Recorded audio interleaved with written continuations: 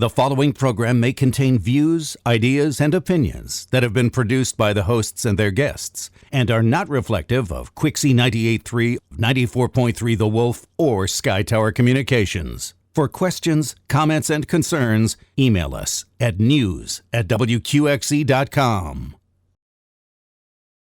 Good morning. I'm Jenny Oldham, the Hardin County Attorney. I was asked by Skytower Communications to explain the two proposed amendments to Kentucky's Constitution that will be on the ballot in the coming days. I was asked to do so in simple and neutral terms. I have opinions on both amendments. However, if I am successful in doing what Skytower Communications has asked, you will not know my opinion, and you will be able to understand what you are voting on when you cast your ballot. So let's get started with Amendment Number 1. It's very lengthy. When you get your ballot, you'll be tempted not to read it because it's so lengthy. But Amendment Number 1 proposes two things related to the Kentucky Legislature being in session. The legislature meets in January every year.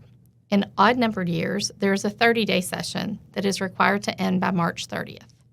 In even-numbered years, there is a 60-day session that is required to end by April 15th. The legislature can be called into special session for an additional 12 days. But currently, a special session can only be declared by the governor for reasons chosen by the governor.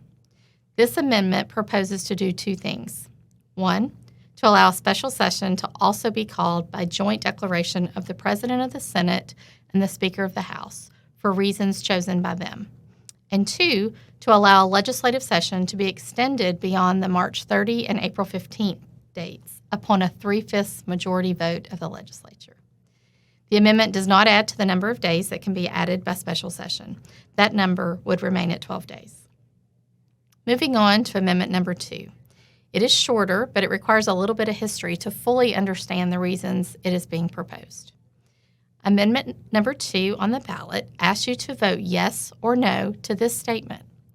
To protect human life, nothing in this Constitution shall be construed to secure or protect a right to abortion or require the funding of abortion. Bear with me for a little bit of history on this issue.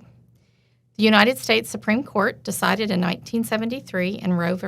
Wade that the U.S. Constitution had within it an implied right to privacy, and that the implied right to privacy included the right to obtain an abortion without government interference. So in 1973, it became legal to get an abortion in the United States because of the U.S. Supreme Court's interpretation of the U.S. Constitution. Recently, on June 24, 2022, the U.S. Supreme Court, in the decision Dobbs v.